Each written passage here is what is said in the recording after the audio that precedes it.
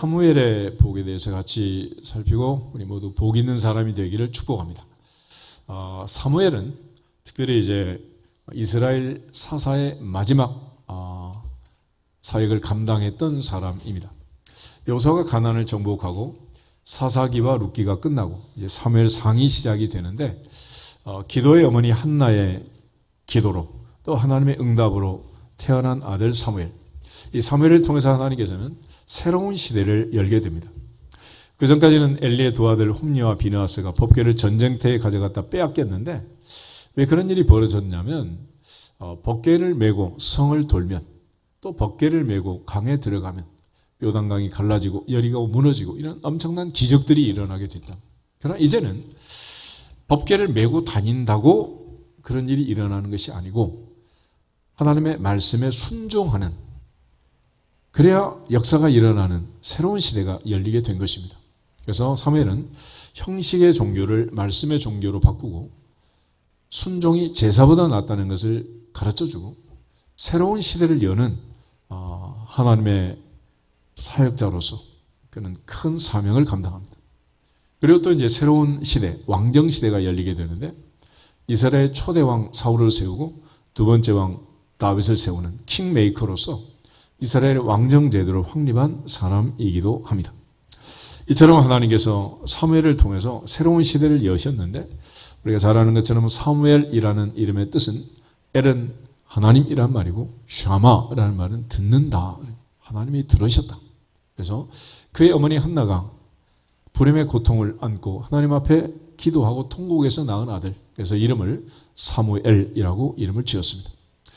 성경에 비슷한 상황에서 태어난 아이들이 있는데 그 중에 이제 애굽 여종 하갈이 낳은 이스마엘이라는 사람이 있습니다. 히브리어로 이자는 이제 미완료 접두어가 되는데 이자를 빼면 결국 사무엘이야, 사무엘. 그래서 이스마엘이라는 말은 미완료로 해서 들으실 것이다 그런 얘기고, 사무엘 그러면 하나님이 들으셨다 이렇게 이제 해석을 하는데 어쨌거나 같은 일. 애굽 여종 하갈이 사라 할머니의 그 구박에 쫓겨나가지고 거죽부대에 물 가득 담아서 나갔지만 그 물이 얼마나 가겠어요. 사막에 나가서 방성되고 갈 때 하나님께서 찾아오셔서 눈을 밝게 하시고 샘을 발견하게 하시고 아이와 이 하갈을 살려주시는 이런 기적 같은 일들이 있죠. 또 그가 임신 중에 도망쳤을 때 사라에게 돌아가라 이렇게 말씀하시고, 그러면서 이제 하나님께서 그에게 약속하시기를 네가 낳은 아들도 12방백이 될 것이고 큰 민족이 될 것이다 이런 그 약속을 해놨고, 이 애굽 여종 하갈이 그 쫓겨나는 슬픔 중에 통곡을 하면서 그가 하나님께 기도하면서 하나님께서 약속을 해놨기 때문에 이 이슬람이라는 게 그렇게 쉽게 없어지지는 않을 거예요. 그러니까 우리가 영적 전쟁이라는 것은 마지막 날까지, 마지막까지 이제 하나님의 전신갑주로 무장하고 싸워야 되는 전쟁이기도 하고 그렇습니다. 또 이제 그 레아가 낳았던 두 번째 아들 시몬이라는 아들이 시몬. 야곱은 라반의 둘째 딸 라헬에게 필이 꽂혔지만 하나님께서는 기도하던 그 레아의 태를 여셔서 루벤과 시몬과 레위와 유다와 이사갈 스불론 이런 기라성 같은 아들을 6이나 낳게 했습니다. 그런데 레아는 하나님 앞에서 기도했고 남편 앞에서는 남편의 사랑을 받을 만한 그런 매력 포인트가 없었기 때문에 하나님께 기도를 한 거예요. 그때 하나님께서 들으시고 응답해 주신 거죠. 그래서 두 번째 아들 시몬이라는 이름이 하나님이 들으셨다라는 그런 뜻을 가지고 있어요. 오늘 우리가 흔히 사이먼 그래요, 사이먼. 그러니까 하나님께서 기도하시고 주시는 이름. 히브리 이름은 시모나 그러는데 그 시몬도 역시 마찬가지. 그러니까 하나님 앞에 기도하고 태어난 아들. 그 바로 사무엘이었습니다. 그러니까 다시 말하면 사무엘은 원래대로 하자면은 태어날 수 없는 아들. 불임 여인 한나가 하나님께 기도해서 한나의 태를 하나님이 여시고 태어난 아들. 이 아들이 바로 사무엘이었습니다. 그래서 그는 기도의 어머니 한나를 통해서 태어났고 그는 기도로 이스라엘을 다스렸고 기도하기 위해 쉬는 죄를 범치 않겠다. 그런 마지막 유언을 이스라엘 백성들에게 남기면서 기도 사역을 했던 사람입니다. 그래서 오늘 1장에 보면 이제 사무엘이 태어나던 그 과정을 기록하는데 10절, 11절에 보면 한나가 하나님 앞에 서원 기도하는 장면이 있습니다. 우리 같이 한번 읽겠습니다. 10절. 한나가 마음이 괴로워서 여호와께 기도하고 통곡하며 서원하여 이르되 만군의 여호와여 만일 주의 여종의 고통을 돌보시고 나를 기억하사 주의 여종을 잊지 아니하시고 주의 여종에게 아들을 주시면 내가 그의 평생의 그를 여호와께 드리고 삭도를 그의 머리에 대지 아니하겠나이다. 아멘. 한나에게는 남편 엘가나라는 사람이 있었고 엘가나에게는 또 다른 아내 브닌나가 있었습니다. 브닌나는 자식이 많았고 한나는 무자해서 이 브닌나가 늘 적수가 되어서 한나의 마음을 뒤집고 격동시켰다. 아무리 남편이 많은 음식을 주고 사랑을 했지만 그것이 그에게 평안을 갖다 주지 못했습니다. 창세기 3장에 인간이 선악과를 따먹고 범죄한 다음에 하나님께서 남자와 여자에게 벌을 내리시는데 남자에게는 평생 이마에 땀이 흐르고 일을 해야 먹고 살 것이다. 노동의 벌을 내렸습니다. 반면 여자에게는 해산의 고통을 그에게 더해 주신 거죠. 근데 하나님의 벌은 또 신묘막측에서 고난 속에 축복이 있고 축복 속에 고난이 있는 거예요.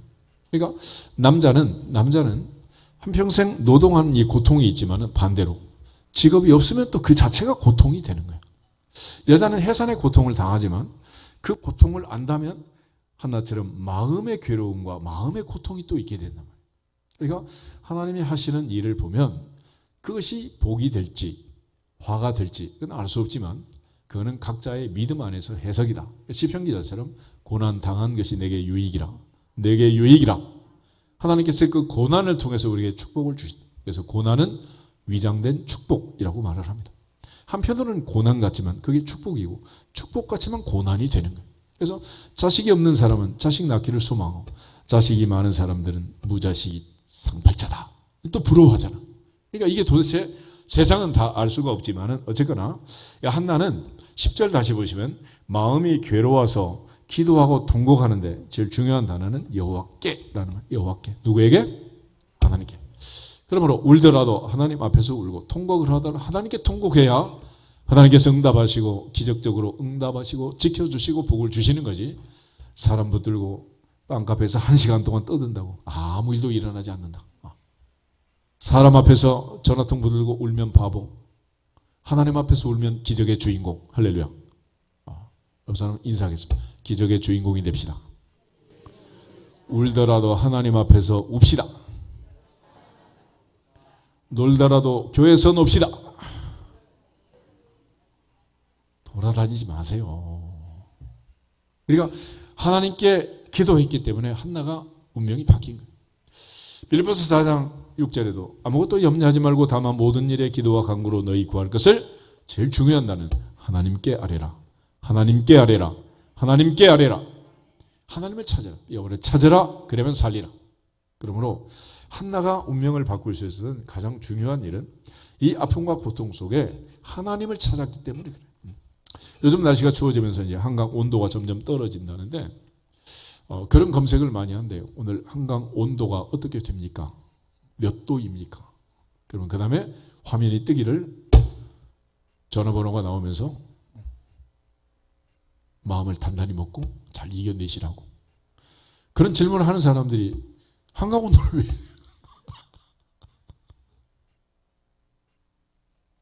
어떤 일이 있더라도 전능하신 하나님을 찾고 하나님 앞에 나올 수 있기를 축복합니다. 세상을 찾아가서 해결할 수 있는 문제는 한 문제도 없다. 예수님 말씀처럼 사람으로는 할 수 없으되 하나님으로서는 다 하실 수 있느니라. 다 하실 수 있느니라. 다 하실 수 있는 전능하신 하나님을 찾아서 인생의 문제를 해결했던 한나. 한나는 사무엘을 낳고 한 시대를 바꾸는 기도의 어머니가 된 것입니다. 또 하나 11절을 잘 보시면 한나가 기도하는 동사가 있어요.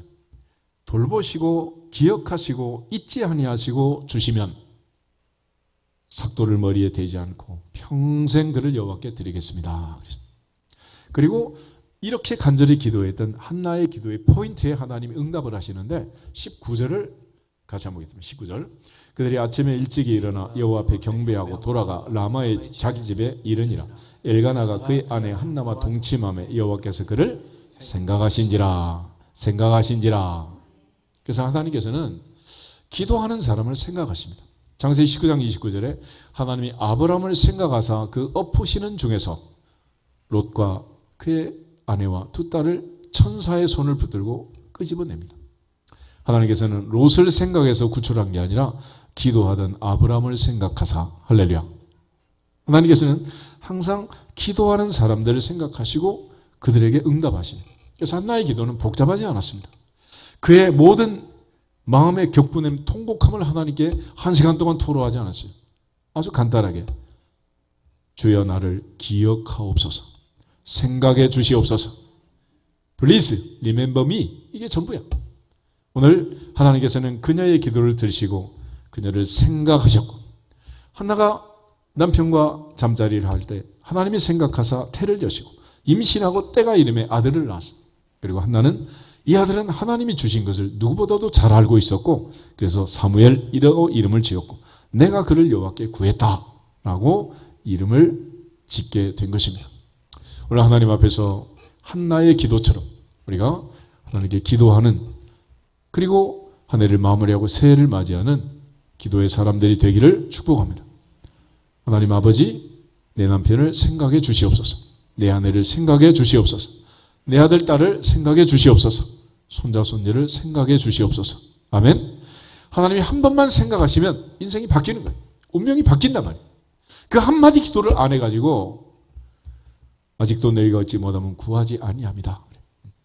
우리가 미주알 고주알 이야기하지 않아도 하나님이 나를 생각하시며 나의 과거와 현재와 미래를 아시고 아브라함의 성 야곱처럼 대대로 우리의 삶을 아시는 아버지 하나님께서 앞서가시며 가장 좋은 때 좋은 것들로, 필요한 때 필요한 것들로, 우리가 알지 못하는 크고 비밀한 것들로 응답하실 줄로 믿습니다.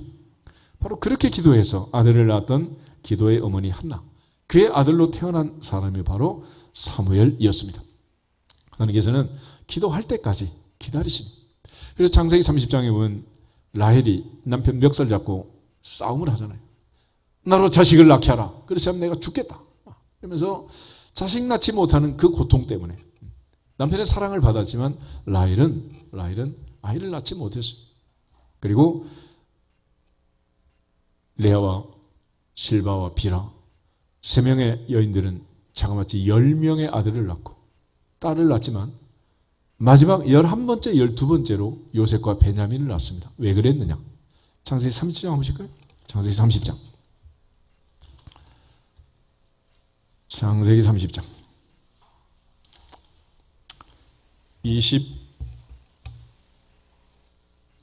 20절 말씀부터 24절 한번 보겠습니다.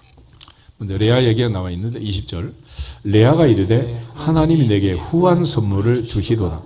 내가 남편에게 6 아들을 낳았으니 이제는 그가 나와 함께 살리라 하고 그의 이름을 스불론이라 하였으며 그 후에 그가 딸을 낳고 그의 이름을 디나라 하였더라.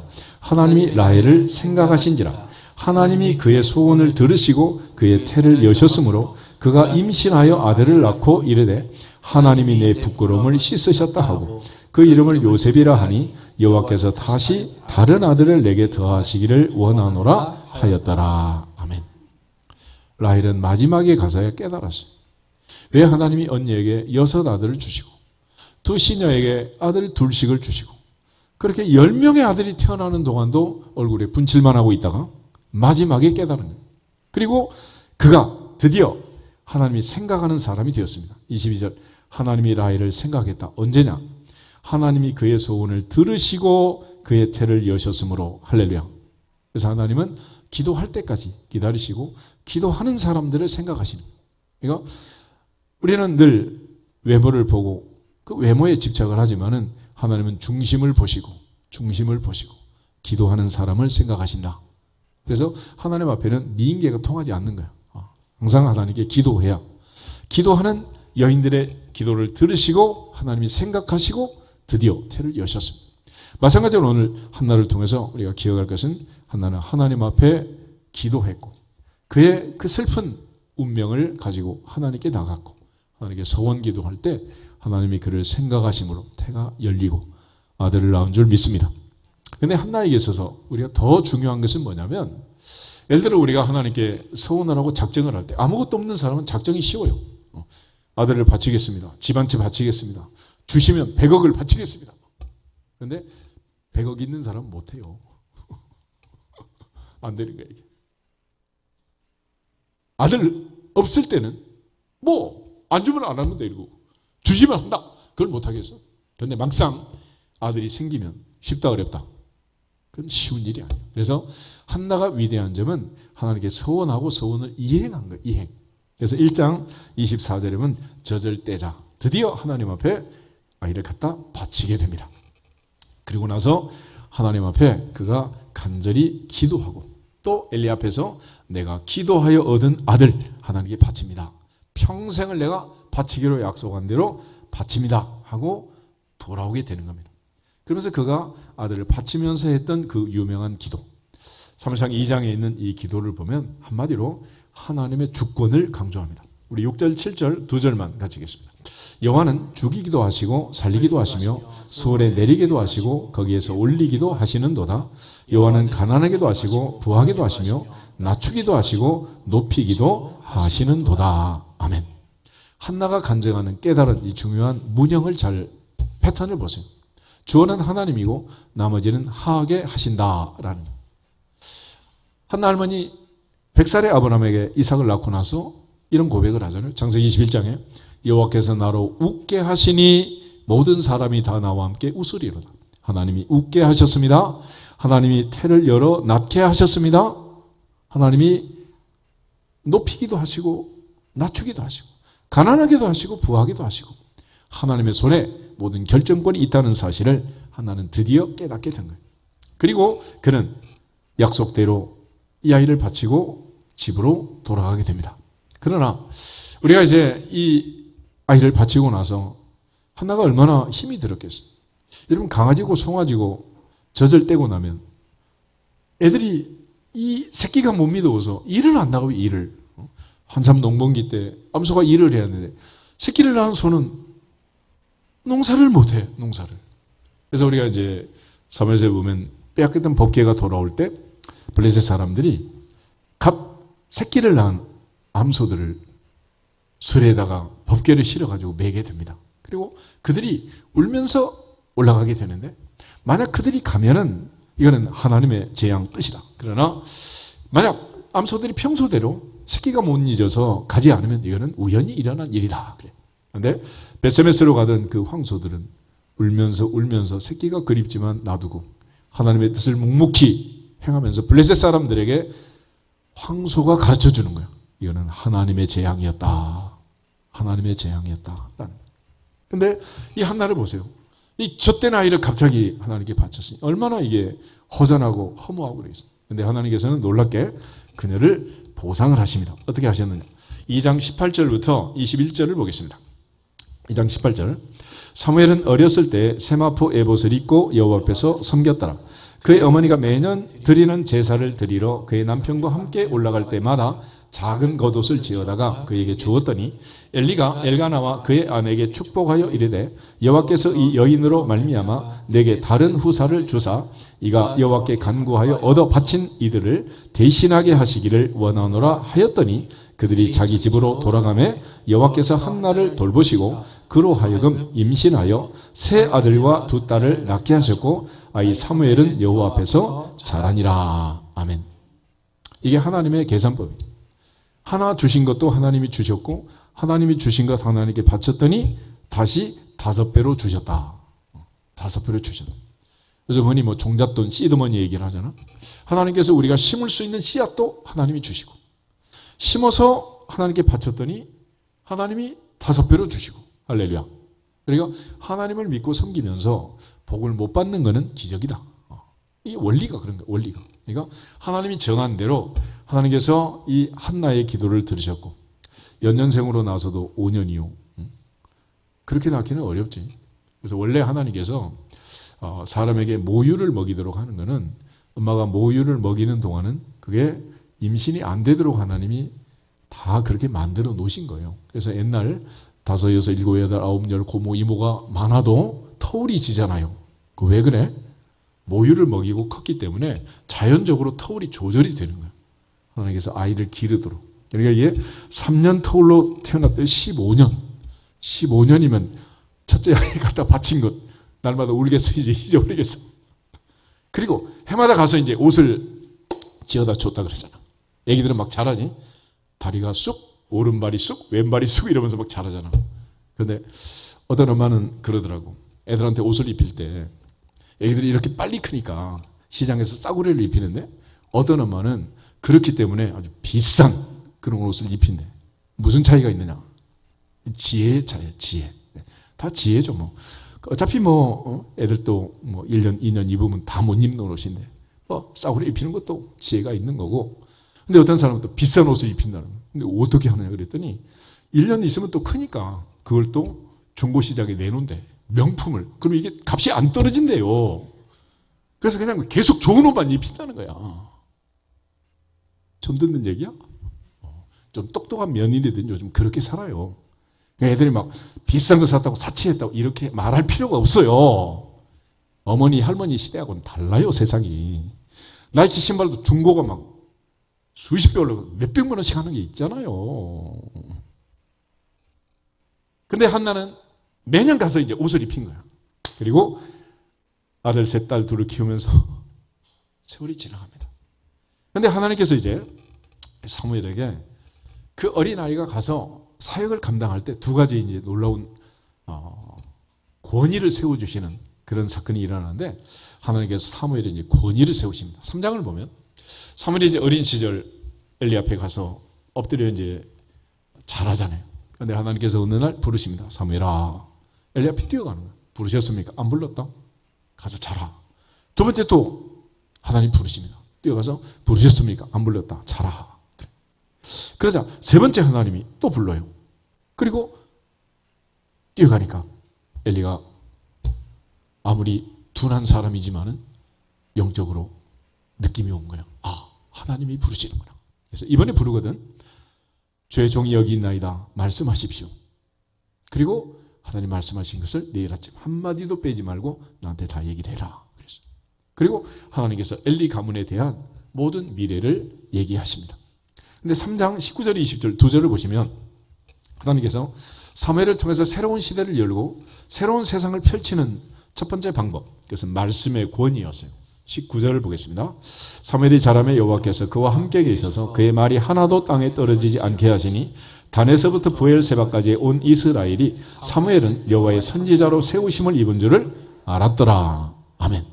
하나님께서 사무엘에게 말씀을 주시고 그 말씀대로 이루어지도록 뒷감당을 해주시는 거예요. 그러니까 우리가 말이라는 것은 들을 때 그럴듯하다. 그래서 사기치는 사기꾼도 있지만 들을 때는 말이 안 되는데 그 말이 그대로 이루어지면서 신뢰감이 가는 그런 사람도 있단 말이에요. 그래서 하나님께서 이 사무엘에게는 말씀을 주시고 말씀이 이루어지게 하시고 이게 계속 반복 되풀이되면서 드디어 이제 이스라엘 만백성이 사무엘은 하나님의 선지자다 이렇게 이제 권위를 인정하게 된 것입니다. 신명기 18장 모세의 말을 들어보면 진짜와 가짜 선지자를 구별하는 방법은 이렇습니다. 그의 말이 그럴듯하다 아니다. 듣는 그날은 알 수가 없어요. 그래서 지나고 보면 그 말이 이루어지면 진짜고 이루어지지 아니하면 가짜다. 그런 판별식을 줍니다. 하나님 앞에서 우리 모두가 기도하고 하나님의 능력의 말씀을 믿고 믿은 대로 그대로 되리라 약속을 체험하고 간증하는 주인공이 되기를 축복합니다. 그래서 하나님께서 사무엘을 통해서 이 말씀을 전하게 하시고 이게 이루어지게 하시는 거예요. 두 번째는 7장을 보시면 소위 말하는 미스바의 회개 운동이 있습니다. 블레셋 사람들이 이스라엘을 공격했고 사무엘은 미스바로 모든 백성을 불러 모았습니다. 내가 너희를 위하여 여호와께 기도하리라. 그런데 전세가 지금 굉장히 긴박해지고 드디어 블레셋 사람들이 전선을 펴고 지금 이제 쳐들어오게 되자 모든 백성들이 두려워서 사무엘에게 기도해 달라고 요청을 하게 됩니다. 그때 이제 사무엘이 하나님께 기도하는데 하나님이 그 기도를 통해서 미스바의 회개 운동을 통해서 사무엘의 권위를 확실하게 이제 확립하게 되는 거예요. 7절에서 11절을 같이 보겠습니다. 7절. 이스라엘 자손이 미스바에 모였다 함을 블레셋 사람들이 듣고 그들의 방백들이 이스라엘을 치러 올라온지라 이스라엘 자손들이 듣고 블레셋 사람들을 두려워하여 이스라엘 자손이 사무엘에게 이르되 당신은 우리를 위하여 우리 하나님 여호와께 쉬지 않고 부르짖어 우리를 블레셋 사람들의 손에서 구원하시게 하소서 하니 사무엘이 젖먹는 어린 양 하나를 가져다가 온전한 번제를 여호와께 드리고 이스라엘을 위하여 여호와께 부르짖음에 여호와께서 응답하셨더라. 사무엘이 번제를 드릴 때에 블레셋 사람이 이스라엘과 싸우려고 가까이 오매 그날에 여호와께서 블레셋 사람에게 큰 우레를 발하여 그들을 어지럽게 하시니 그들이 이스라엘 앞에서 패한지라. 이스라엘 사람들이 미스바에서 나와서 블레셋 사람들을 추격하여 백갈 아래에 이르기까지 쳤더라. 아멘. 사무엘의 기도를 듣고 하나님께서 마른 하늘에 날벼락을 내리시니 청청병력이 내리고 우레가 쏟아지고 우박이 쏟아지고 블레셋 사람은 질이 멸렬하게 됩니다. 하나님께서 사무엘의 기도를 들으시고 응답하심으로써 사무엘의 권위를 세워주신 거예요. 그래서 사무엘에게 함부로 하지 못하도록 다윗이 바울이 디모데에게 그런 얘기를 하죠. 내 연소함을 업신여기지 못하게 해라. 그래서 하나님께서 이 어린 사무엘을 세울 때 첫째는 말씀이 이루어지는 복을 주시고 그의 기도에 응답하심으로 그의 기도의 능력을 만백성에게 알려주시고 하나님께서 권위를 세워주신 우리 모두가 이와 같이 하나님 주신 말씀과 기도로 하나님 주신 복의 근원, 복의 통로가 되기를 축복합니다. 아브라함이 이삭을, 이삭이 야곱이 12아들을, 모세가 12지파를 축복 기도할 때 하나님은 그 기도를 들으시고 그들의 미래를 그대로 이루어 주신 줄 믿습니다. 이와 같이 자녀들이, 백성들이 지도자의 또 아버지, 어머니, 할머니의 기도를 인정하면 손자, 손녀들이 할머니 기도해 주세요. 할아버지 기도해 주세요. 엄마, 아빠 기도해 주세요. 하지 않겠어요? 그런 얘기를 한 번도 못 들었으면 문제가 있는 거예요. 하나님 앞에서 하나님께서 이루어 주시는, 응답하시는 그 권위의 복을 누리기를 주 이름으로 축복합니다. 그리고 사무엘은 그날 드디어 에베네셀이라는 기념비를 세우게 된 거예요. 12절에 보면 사무엘이 돌을 취하여 미스바와 센 사이에 세워 이르되 여호와께서 여기까지 우리를 도우셨다 하고 그 이름을 뭐라고? 에베네셀, 여기까지 도우셨다. 그래서 이 에벤에셀이라는 말은 도움의 돌이라는 돌. 에벤은 돌이고 에셀은 돕는다 이런 뜻인데 도움의 돌이라는 의미에서 에베네셀 이렇게 얘기한 거죠. 그런데 이제 하나님께서 사무엘에게 주신 또 다른 복은 그에게 이제 킹메이커가 되는 복인데, 근데 사실은 이제 킹메이커가 되고 싶어서 됐다기보다는 정치적 소원을 발행한 게 아니라 그가 나이 많아 늙었을 때 이제 이런 일이 벌어지게 됩니다. 8장 1절을 보면 사무엘이 늙음에 그의 아들들이 이스라엘 사사가 되어서 장자 요엘과 차자 아비야가 브엘세바에서 또 사사가 되었지만 아버지의 행위를 따르지 않고 뇌물을 받고 그들이 정치를 잘 못함으로써 이제 문제가 생긴 거예요. 그런데 이 문제가 생기게 된 첫 번째 이유는 앞에 7장 15절부터 17절을 같이 한번 보겠습니다. 거기 보면 사무엘의 평생 스케줄이 나와 있어요. 같이 읽겠습니다. 사무엘이 사는 날 동안에 이스라엘을 다스렸으되 해마다 베델과 길갈과 미스바로 순회하여 그 모든 곳에서 이스라엘을 다스렸고 라마로 돌아왔으니 이는 거기에 자기 집이 있음이니라. 거기서 이스라엘을 다스렸으며 또 거기에 여호와를 위하여 제단을 쌓았더라. 아멘. 이때는 전부 다 도보로 다니던 시절 아니겠어요? 3000년 전인데. 그러니까 지금 사무엘이 지금 해마다 다니는 스케줄이 있고 나중에 겨우 한 달 와서 집에 있고 그렇지만 그때도 나가서 가르치고 이러고 있었단 말이에요. 아이들 입장에서 보면 아빠는 집에 있어요? 없어요? 아빠는 출장 중. 유치원 때도 출장 중.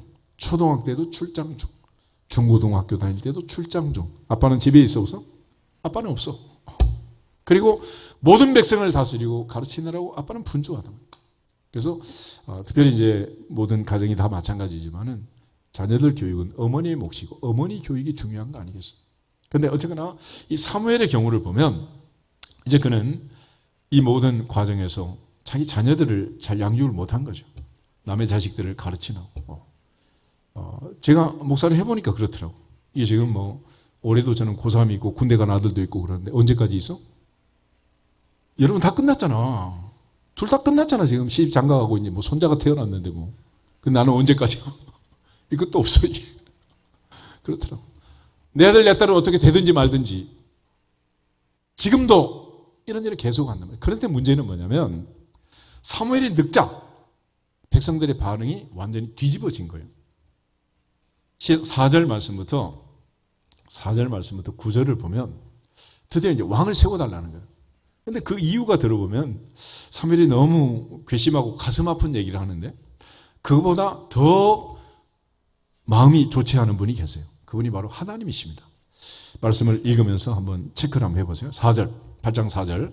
이스라엘 모든 장로가 모여 라마에 있는 사무엘에게 나가서 그에게 이르되 보소서 당신은 늙고 당신의 아들들은 당신의 행위를 따르지 아니하니 모든 나라와 같이 우리에게 왕을 세워 우리를 다스리게 하소서 한지라.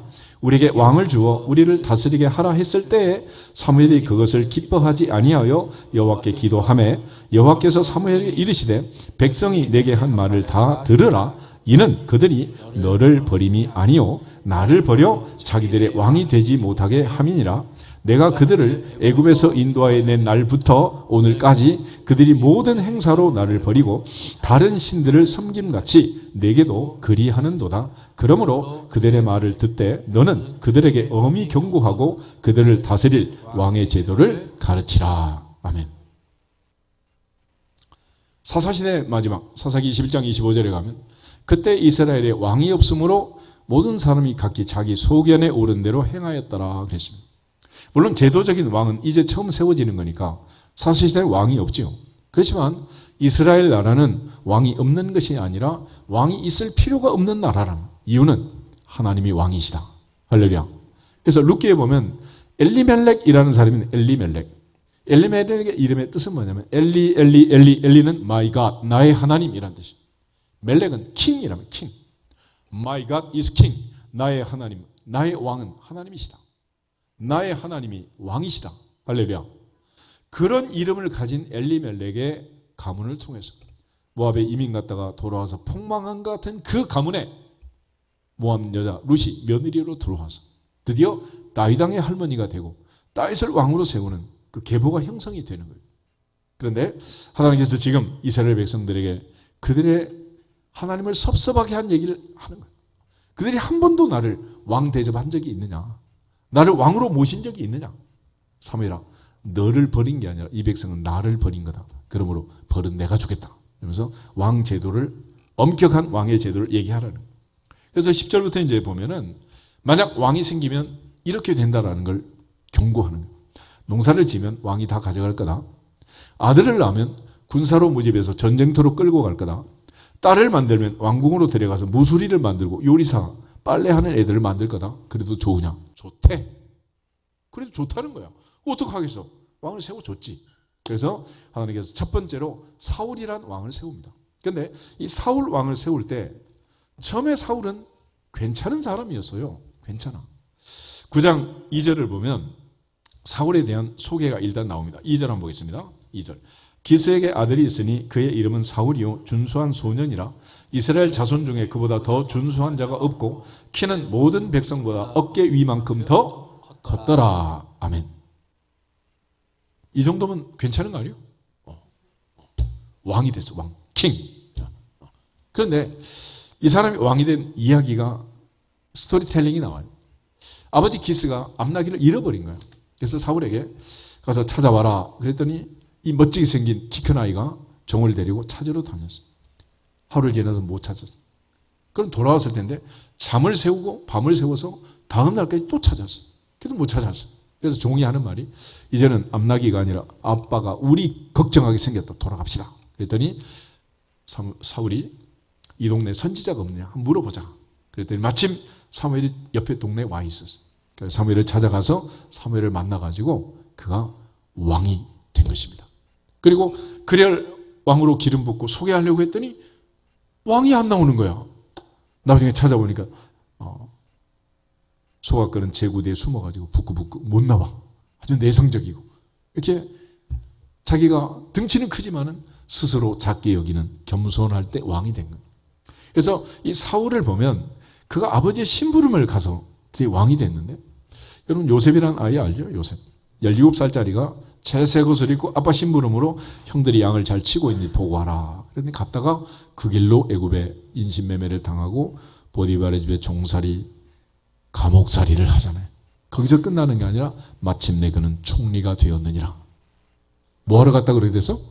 심부름 갔다가 다윗이 아버지 이세의 심부름으로 전쟁터에 갑니다. 전쟁터. 여러분 전쟁터에 심부름 갔다 와라 그러면 가겠어? 그런데 다윗은 전쟁터로 심부름을 가요. 사울과 3천의 군사가 골리앗과 전투를 하고 있는데 너무 기가 막혀. 할례 없는 블레셋 사람이 이스라엘 백성들은 하나님을 모욕하는 거예요. 물맷돌을 들고 그 가서 한 방에 이마에 꽂혀서 골리앗을 쓰러뜨렸잖아요. 뭐하러 갔다가? 심부름 갔다가. 그러니까 혹시 아들, 딸이 의심스러우면 심부름을 시켜보세요. 그래서 심부름을 잘하면 유산을 잘 물려주시고, 심부름을 안 하잖아? 그럼 아웃을 시켜. 내 노후에 그 녀석은 필요가 없어. 그러니까 심부름을 잘해. 심부름. 하나님께서 항상 순종하는 심부름 잘하는 사람을 사용하시더라고요. 그래서 모세의 후계자로 여호사를 세웠던 것도, 여호사는 평생 종노릇을 했잖아요. 하나님께서 여리고성을 정복하라고 희한한 작전을 주지만은 따지지 않고 묻지 않고 순종했잖아요. 순종. 그래서 사무엘을 통해서 우리가 사울을 통해서 배우는 유명한 그 진리가 순종이 뭐보다 낫다? 제사보다 낫다. 제사보다. 그런데 이 사울이 드디어 하나님의 마음에 들지 않는 편윤을 저지르고 불순종을 시작합니다. 그때 하나님께서 새로운 왕을 세우기 위해서 이새의 집으로 사무엘을 보내는 거예요. 그래가지고 사무엘상 16장을 한번 보시면은 거기에 이새와 7 아들이 차려입고 제사상 자리에 앉았습니다. 사무엘이 그 집에 들어가서 제사를 드리려고 하는데 첫 번째 아들 엘리압을 보면서 깜짝 놀랐어요. 6절, 7절, 2절을 보겠습니다. 그들이 오매 사무엘이 엘리압을 보고 마음에 이르기를 여호와의 기름 부으실 자가 과연 주님 앞에 있도다 하였더니 여호와께서 사무엘에게 이르시되 그의 용모와 키를 보지 말라. 내가 이미 그를 버렸노라. 내가 보는 것은 사람과 같지 아니하니 사람은 외모를 보거니와 나 여호와는 중심을 보느니라 하시더라. 아멘. 이날 이새와 이새 7 아들이 생각할 때, 다윗까지 포함해서 아들들이 생각할 때 그날 누가 왕이 될지는 아무도 몰랐어요. 그런데 틀림없이 확실히 안 될 것 같은 한 사람, 막내가 아니겠느냐. 그래서 막내는 양을 치게 한 거예요. 그런데 하나님께서는 장자 엘리압을 보고 첫눈에 반한 이 사무엘에게 눈 씻고 다시 봐라. 아니다.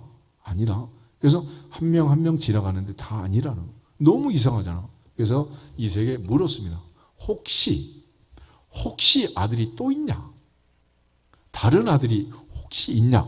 그랬더니 있기는 있는데, 막내가 있는데 걔는 양치고 있는데요. 그러면 빨리 데려와라. 그래서 다시 올 때까지 그들이 식사 자리에 앉지 않고 기다렸습니다. 그리고 다시 왔는데 12절, 13절 두 절 보겠습니다. 16장 12절. 이에 사람을 보내어 그를 데려오매 그의 빛이 붉고 눈이 빼어나고 얼굴이 아름답더라. 여호와께서 이르시되 이가 그니 일어나 기름을 부으라 하시는지라. 사무엘이 기름 뿔병을 가져다가 그의 형제 중에서 그에게 부었더니 이날 이후로 다윗이 여호와의 영에게 크게 감동되니라. 사무엘이 떠나서 라마로 가니라. 아멘. 그날 대관식을 하고 기름을 부었는데 겉으로는 형식적인 제사를 붓는 것, 제사 드리면서 기름 뿔병을 부은 거예요. 그런데 실제로는 사실은 무슨 일이 벌어졌느냐? 성령이 임하셨느니라. 성령의 능력이 왔느니라. 성령의 권능이 왔느니라. 그리고 그날 또 하나의 반전이 있었어요. 그게 뭐냐? 14절을 보겠습니다. 여호와의 영이 사울에게서 떠나고 여호와께서 부르시는 악령이 그를 번뇌하게 한지라. 그래서 운명이 바뀌게 됩니다.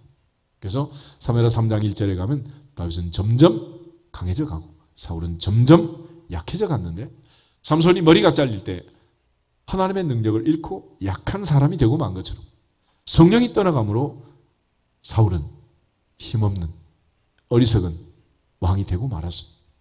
하나님께서 이 사무엘에게 킹메이커의 복을 주시고 그가 이제 왕을 세웠지만 세우게 된 배경도 들어보면 슬프고, 또 첫 번째 왕을 세웠는데 이 왕 때문에 사무엘이 굉장히 슬퍼합니다.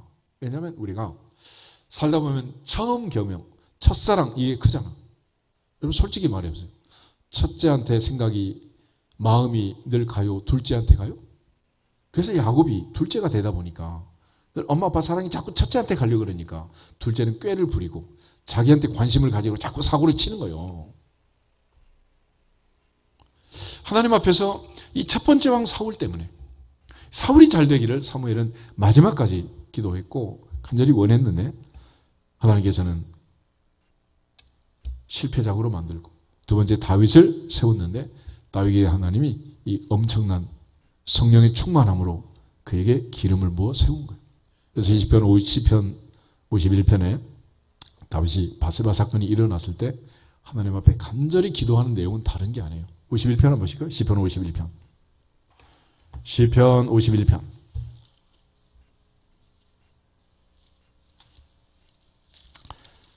그가 하나님 앞에 회개하고 눈물로 고백하지만은 그가 진정으로 원했던 기도는 10절, 11절,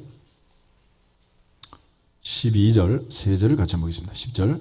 하나님이여 내 속에 정한 마음을 창조하시고 내 안에 정직한 영을 새롭게 하소서. 나를 주 앞에서 쫓아내지 마시며 주의 성령을 내게서 거두지 마소서. 주의 구원의 즐거움을 내게 회복시켜 주시고 자원하는 심령을 주사 나를 붙드소서. 아멘. 하나님의 사람은 성령이 떠나가면 아무것도 아니다. 그래서 누구든지 그리스도의 영이 없으면 그리스도인이 아니다. 그리스도의 사람이 아니다. 바울이 그렇게 단정적으로 얘기를 하는 거예요. 우리 모두가 하나님 앞에 말씀과 기도로 예배 드릴 때마다 성령 충만을 회복하시기를 축복합니다. 그래서 우리가 되풀이 반복해서 하나님께 예배를 드리는, 다윗은 이 사실을 민감하게 알고 있었습니다. 하나님의 성령이 내게 임하셨고 이 성령이 떠나가면 난 아무것도 아니다 라는 것을 깨달은 거예요. 그러나 힘이 센 삼손은 그 사실을 몰랐고 멋지게 생긴 사울왕도 이걸 잘 모르는 거예요. 하나님의 성령이 오셔서 이 역사가 일어나는데 그걸 무시한 거죠. 예수님께서도 오직 성령이 내게 임하시면 너희가 권능을 받고 그 다음에 예루살렘과 온 유대와 사마리아와 땅끝까지 이르러 내 증인이 되리라. 그러므로 예루살렘을 떠나지 말고 기다려라. 몇 날이 못되어 성령 세례를 받을 거다. 위로부터 성령으로 입혀질 때까지 이 성에 머물러라. 할렐루야. 오늘 예배의 가장 중요한 것은 성령 충만을 받고 성령 충만을 회복하고 성령 충만을 유지하는 것입니다. 할렐루야. 그래서 바울이 오직 성령으로 충만함을 받아라. 술 취하지 말라 이는 방탕한 것이니 오직 성령으로 충만함을 받아라. 그럼 이제 우리가 20일 남았습니다. 남은 20일 계속해서 성령 충만을 회복하고 새해는 성령 충만함으로 맞이할 수 있기를 주의 이름으로 축복합니다. 그런 측면에서 이제 이 사무엘을 통해서 하나님께서 마지막에 우리에게 주신 세 가지 중요한 교훈이 있어요.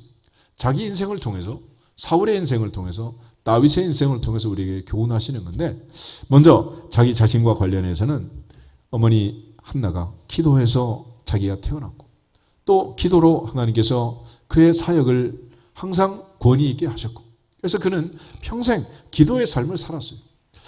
사무엘상 12장을 한번 찾아보겠습니다. 12장에 보면 사무엘이 이제 마지막 그들과 고별 인사를 하고 또 하나님께서 그들에게 은혜를 주시고 또 하나님께서 우리와 번개로서 또 이스라엘을 승전하게 하시고 하는 그런 기가 막힌 일들을 행하셨는데, 사무엘이 마지막에 그의 사역, 그의 평생의 사역, 나는 이렇게 하고 이렇게 마무리하겠다라고 이제 다짐을 하게 되는데, 그 중에서 22절부터 25절을 같이 한번 읽겠습니다. 여호와께서는 너희를 자기 백성으로 삼으신 것을 기뻐하셨으므로 여호와께서는 그의 크신 이름을 위해서라도 자기 백성을 버리지 아니할 것이요 나는 너희를 위하여 기도하기를 쉬는 죄를 여호와 앞에 결단코 범하지 아니하고 선하고 의로운 길을 너희에게 가르칠 것인즉 너희는 여호와께서 너희를 위하여 행하신 그 큰 일을 생각하여 오직 그를 경외하며 너희의 마음을 다하여 진실히 섬기라. 만일 너희가 여전히 악을 행하면 너희와 너희 왕이 다 멸망하리라. 아멘. 특별히 23절에 사무엘은 기도하기를 쉬는 것은 뭐라고? 죄라고 했습니다. 죄. 여러분, 죄가 무엇입니까? 죄는 하나님의 명령을 어기는 것입니다. 하나님의 명령은 두 가지 종류로 나눠져요. 하나는 하라는 게 있고 하나는 하지 말라는 게 있습니다. 하지 말라는 게. 내 부모를 공경하라. 안식일 거룩하게 지키라. 그 외에는 전부 다 하지 말라는 거예요. 하지 말아라. 하지 말아라. 그래서 사울이 이 하나님 앞에서 기도하는 그런 모습을 본 적이 없잖아. 특별히 하나님께서는 사무엘을 통해서 이 나라를 기도로서 다스렸고, 그런 사무엘은 기도하기를 쉬는 것을 죄라고 느낄 정도로 생각을 합니다. 그런데 이걸 이제 깨우쳐주는 분이 누구냐? 사도 바울이야. 바울의 얘기를 들어보면 항상 기뻐하라, 쉬지 말고 기도하라, 범사에 감사하라. 이것이 그리스도 예수 안에서 너희를 향하신 하나님의 뜻이다. 기뻐하라, 기도하라, 감사하라. 이거는 명령이니라. 명령이니라. 해도 좋고 안 해도 좋은 게 아니야. 이거는 명령이다. 왕의 명령을 어기면 뭐야? 죽음이야, 죽음. 죽음. 그러니까 이 왕명은 반드시 지켜야 되는 거죠. 그래서 기도하기를 쉬는 것은 뭐다? 죄라고 느낄 정도로 사무엘은 민감했고, 그는 기도하기를 멈추지 않은 거예요. 예수님께서도 새벽 미명 기도하셨고, 습관을 따라 마지막 십자가를 앞에 두고도 기도하셨고, 십자가 위에서도 기도하시면서 인생을 마무리하셨습니다. 그 얘기는 다시 말해서 기도는 내 능력으로 사는 인생이 아니라 하나님의 도우심으로, 하나님의 능력으로, 성령의 능력을 받아서 사는 사람이라는 것을 우리가 반면에 증명을 하는 겁니다. 증명. 그러니까 우리가 하나님의 도우심을 구하고, 나는 힘이 없습니다, 능력이 없습니다, 방법이 없습니다, 내 문제를 해결해 주시옵소서. 하나님께 기도하는 거예요. 그러니까 기도해서 이루어졌다는 것은 나 괜찮은 사람이야, 그게 아니라 누가 이루셨다? 하나님이 하게 하셨습니다 라는 걸 평생 사무엘은 증명한 거예요. 그 다음에 이제 사울 왕을 통해서 우리에게 가르쳐준 그 유명한 이야기, 사무엘상 15장 다시 보시면, 사무엘상 15장은 이제 아말렉과의 전쟁 기사입니다. 하나님께서 명령하기를, 애굽에서 출애굽을 할 때 아말렉이 이스라엘 백성들을 괴롭혔잖아요. 모세가 손을 들면 이스라엘이고 손을 내리면 아말렉이 이겼던 그 아말렉이 이스라엘에게 행한 일, 곧 애굽에서 나올 때 길에 대적한 일을 내가 벌하겠다 그러면서 남녀노소 모조리 다 죽여라, 어린 아이도 죽여라, 소나 양 어떤 것도 남기면 안 된다, 다 죽여라 그랬어요. 그런데 이 사울이 말을 안 들어요. 사무엘이 와서 보니까 막 짐승들의 울음소리가 막 들리는 거예요. 이 어찌된 일입니까? 물었더니 한다는 소리가, 백성들이 하나님께 제사하려고 올라오던, 제사하려고. 그래서 사울에게 경고를 하고 아웃을 선언해요. 18절 말씀부터 23절을 같이 한번 읽어보겠습니다. 18절. 또 여호와께서 왕을 길로 보내시며 이르시기를, 가서 죄인 아말렉 사람을 진멸하되 다 없어지기까지 치라 하셨거늘, 어찌하여 왕이 여호와의 목소리를 청종하지 아니하고 탈취하기에만 급하여 여호와께서 악하게 여기시는 일을 행하였나이까? 사울이 사무엘에게 이르되, 나는 실로 여호와의 목소리를 청종하여 여호와께서 보내신 길로 가서 아말렉 왕 아각을 끌어왔고 아말렉 사람들을 진멸하였으나, 다만 백성이 그 마땅히 멸할 것 중에서 가장 좋은 것으로 길갈에서 당신의 하나님 여호와께 제사하려고 양과 소를 끌고 왔나이다 하는지라. 사무엘이 이르되, 여호와께서 번제와 다른 제사를 그의 목소리를 청종하는 것을 좋아하심같이 좋아하시겠나이까? 순종이 제사보다 낫고 듣는 것이 순양의 기름보다 나으니, 이는 거역하는 것은 점치는 죄와 같고 완고한 것은 사신 우상에게 절하는 죄와 같음이라. 왕이 여호와의 말씀을 버렸으므로 여호와께서도 왕을 버려 왕이 되지 못하게 하셨나이다 하니라. 그 유명한 순종이 뭐보다 낫다? 제사보다 낫다. 순양의 뒷다리고 제사하는 것보다는 하나님 말씀을 듣고 순종하는 것이 만 배나 더 낫다는 거예요. 그런데 이 사울 왕은 사무엘이 그의 죄를 지적할 때, 내가 잘못했습니다, 자백하고 고백했으면 좋았을 것을 또 백성에게 책임을 전가시켰어요. 나는 다 죽이려고 했는데 나만 빼고 백성들이 하나님께 제사하려고 끌고 왔다는 거예요. 그것도 또 하나님의 제사라는 아주 멋진 명분을 만들어가지고 그렇게 거짓말을 한 거죠. 그래서 하나님께서 사울 왕을 폐위시키는 거예요. 그러면서 우리에게 다시 하시는 말씀, 순종이 뭐보다 낫다? 제사보다 낫다. 그래서 하나님의 마음에 합당한 순종하는 다윗을 세우시고, 다윗의 son 예수님이 이 땅에 오셔서 순종을 넘어 십자가에 죽기까지 복종하심으로 우리를 살리셨느니라. 구원해 주셨느니라. 그 예수님의 조상이 되기에 이 사울은 너무 안 맞는 거예요. DNA가 안 맞아. 그래서 하나님께서 사울을 폐위하신 거예요. 오늘 하나님 앞에 그리스도인의 삶에 가장 중요한 것은 내게 무슨 말씀을 하시든지 그대로 할지어다.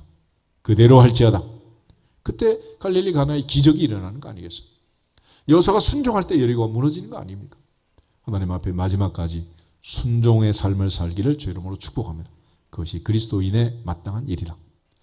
마지막으로 이제 이 다윗과 관련해서 16장을 다시 보시면 왕을 세울 때 하나님께서 엘리압을 보면서 그가 아니라고 말씀하시면서 유명한 얘기를 하십니다. 7절 한 절만 다시 읽겠습니다. 16장 7절 여호와께서 사무엘에게 이르시되 그의 용모와 키를 보지 말라. 내가 이미 그를 버렸노라.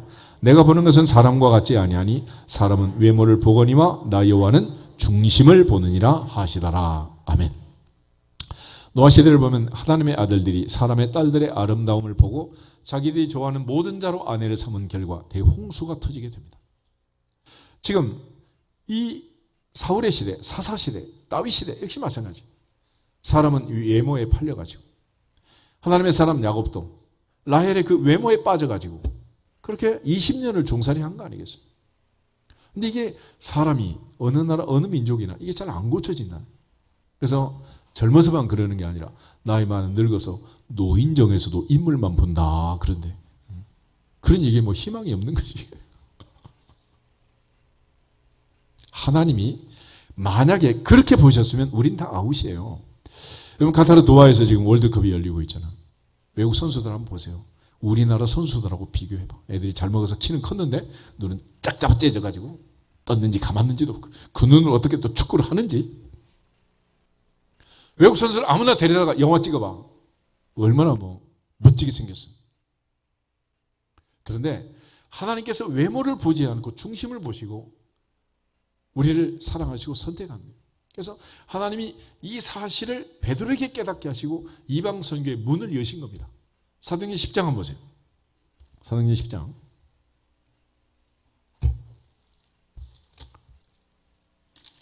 고넬료의 집에 베드로가 신방을 갔습니다. 어떻게 날 불렀냐 그랬더니 하나님께서 환상 중에 천사를 보내가지고 당신의 신방을 받으라고 했다 그랬습니다.